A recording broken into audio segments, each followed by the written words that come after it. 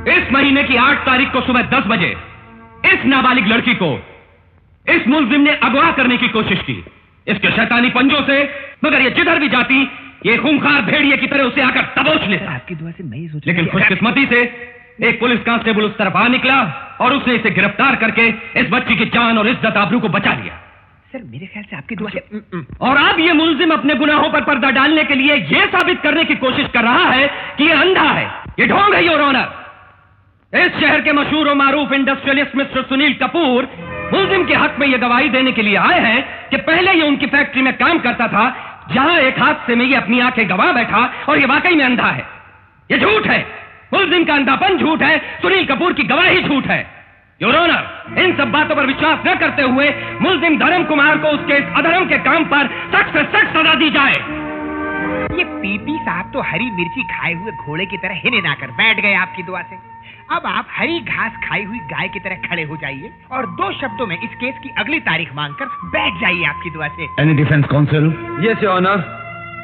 Your honour, इतने बड़े industrialist, मशहूर और मारूफ हस्ती श्री सुनील कपूर साहब एक मामूली अंधे के हक में गवाही देने आए हैं। इसका मतलब है इस केस की गहराई में कोई बहुत बड़ा राज दफन है। मिस्टर विजय, आप ये भूल रहे हैं कि आप मुलजिम के डिफेंस लॉयर हैं, इन्हें बचाने के लिए आए हैं। जानता हूं योर ऑनर कि मैं मुलजिम का डिफेंस लॉयर हूं, but offence should never be given defence. मतलब गुनाह को पनाह कभी नहीं देनी चाहिए। Wonderful, proceed. योर ऑनर, इस अदालत की 4 दीवारी गवाह है कि गवाहों के बयानात पर बेशुमार इंसानों की जिंदगी के फैसले हुए हैं। जितने भी लोगों को सजाएं मिली हैं उनमें से बहुत से बेगुनाह भी शामिल हैं।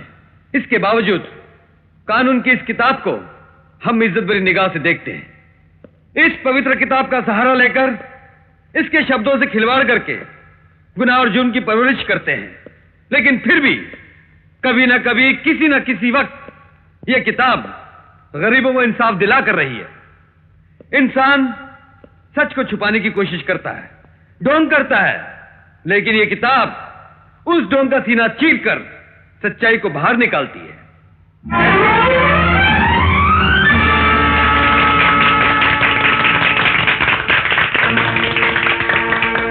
देख लिया योर ऑनर, अगर यह वाकई अंधा होता तो इसकी तरफ आती हुई किताब को यह कभी देख ही नहीं सकता था।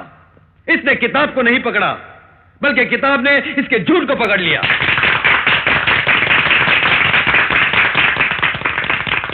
That's why I like Indian Penal Code.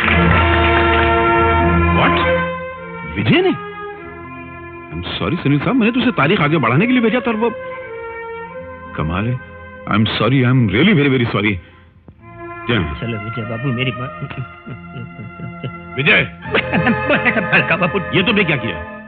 उल्टी चिरा करके हमारे मुवक्किल को जेल भिजवा दिया।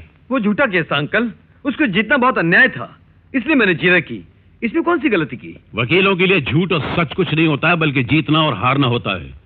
ये अदालतों के मुकदमे दूध देने वाली गाय की तरह होते हैं। मुद्दई उस गाय को दुम से खींचता है, मुद्दाले सिंग से खींचता है, और हम वकील बीच में बैठकर उसका दूध निचोड़ते हैं और अपना बर्तन भरते हैं। समझे? अगर जो आप कह रहे हैं वो है, तो फिर ये अदालतें क्यों, ये इंसाफ क्यों, ये कानून क्यों? अगर सिर्फ पैसों के लिए काम करना है तो फिर लोग वकीलों पर भरोसा क्यों करेंगे? देखो, ये वकालतों के उसूल हैं जो मुद्दतों से चले आ रहे हैं। राम के जमाने में वाली और सुग्रीव में झगड़ा था, तो सुग्रीव ने राम का सहारा लिया, मतलब राम को अपना वकील बनाया। तो जानते हो राम ने क्या किया? एक पेड़ की आड़ से वाली को तीर मार दिया, मतलब अपने मुवक्किल की मदद की। वही हमको करना चाहिए। हमको ये नहीं देखना चाहिए कि आने वाला सच्चा मामला लेकर आ रहा है या झूठा मामला लेकर आ रहा है। हमको ये देखना चाहिए कि आने वाला पैसे कितने लेकर आ रहा है। बहुत अच्छे, बहुत अच्छे। चार सॉरी अंकल, मैं इस जुल्म के धर्म को नहीं मानता। इसीलिए तुम वकालत के पेशे के लायक नहीं। बेहतर ये है तुम फैक्ट्री का कारोबार संभाल लो। आप बहुत खुदगर्ज हैं, क्योंकि आपकी बेटी साधना वकालत पास करने वाली है, इसीलिए आप अपनी वकालत की सारी जिम्मेदारियां उसे सौंपना चाहते हैं और मुझे फैक्ट्री की देखभाल करने के लिए कह रहे हैं। कैसी बात करते हो? मैं तुम्हें अपनी बेटी सौंप रहा हूं, उसके बाद तुम वकील बनो, वो वकील बने, क्या फर्क पड़ता है? और मैं साधना को वकील बना रहा हूं इसलिए नहीं कि वो मेरी बेटी है, बल्कि उसमें वो तमाम खूबियां मौजूद हैं जो तुम में नहीं है। वो अपनी दलील से कुत्ते को बिल्ली साबित कर सकती है और बिल्ली को कुत्ता साबित कर सकती है, और ये खूबी एक कामयाब वकील के लिए बहुत जरूरी है। कौन सी कमी है औरत जात में जिसके कारण मर्द सदियों से ये जुल्म, ये अत्याचार औरत पर करता चला रहा है? सच तो ये है कि औरत समाज के शरीर का आधा हिस्सा है। आधे हिस्से को मजबूत रखा जाए और दूसरे आधे हिस्से को जुल्म और बेइंसाफी के हथियारों से जख्मी किया जाए तो पूरा शरीर बीमार होकर रह जाएगा। और यही एहसास हमें समाज के ठेकेदारों को दिलाना है, और खासकर हम जो वकालत का पेशा अपनाकर कानून के हाथों इंसाफ करवाने वाले हैं। यही हमारा पहला फर्ज होगा कि औरत को इंसाफ दिलाने के लिए अत्याचार के खिलाफ आवाज उठाएं। औरत मर्द के बराबर की हकदार है, ये साबित करके समाज को, मुल्क को, बल्कि पूरी दुनिया को दिखाएं। कांग्रेचुलेशन। Thank you. आज इस डिबेटिंग कंपटीशन में बहुत सारे कॉम्पिटिटर्स ने हिस्सा लिया, लेकिन तमाम जजों के फैसले से जो फर्स्ट प्राइज दिया जा रहा है उसकी हकदार हैं मिस साधना।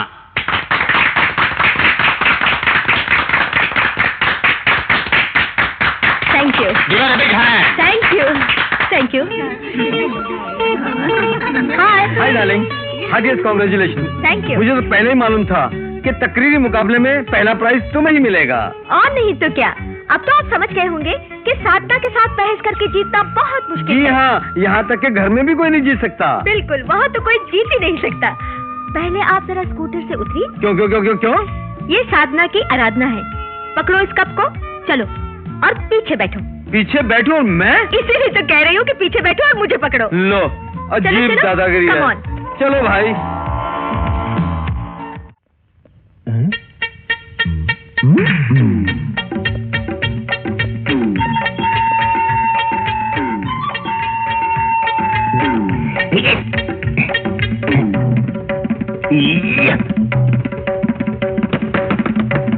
लाजवंती, अरे हाथ में दर्द होने तक दरवाजा पीटा, गला फट जाने तक चिल्लाया, तुमको सुनाई नहीं दिया? सुन लिया, चोटी बना रही थी। चोटी बना रही थी? ये आपकी कमीज कैसे फट गई? किसने? मारा तो नहीं, यही कहना चाह रही हो ना? अरे जिस ऑफिस में मैं काम करने जाता हूँ, बस की भीड़ में धक्कम धक्का से कमीज का फट जाना मामूली सी बात है। इसीलिए तुम्हारे पिताजी से स्कूटर खरीदने के लिए कहा था। तुमने बात की? खबर भिजवाई थी, मगर गालियाँ पड़ी। गालियाँ पड़ी? अगर मेरे सामने होता ना तो मैं उसको मार मार के दांत तोड़ देता। जाकर पैसा ले आ। इतना पैसा मेरे पिताजी के पास कहाँ से आएगा? क्या आएगा? कहीं से कर्जा लेने के लिए बोलो। मैं तुमको 2 महीने की मोहलत देता हूँ। स्कूटर के साथ आओ तो ठीक है, नहीं तो दूसरी शादी। दूसरी शादी करोगे? जब तक मैं जिंदा हूँ दूसरी शादी कैसे करोगे? ये देखने के लिए तुम जिंदा रहोगी तब न। क्यों? मुझे मार डालोगे? ऐसे आसानी से नहीं मारूंगा, मैं घासलेट छिड़क के तुमको जला दूंगा। ये देखो, ये डायरी देखो, बिना दहेज के आई हुई दुल्हनों से जान छुड़ाने के आसान तरीके।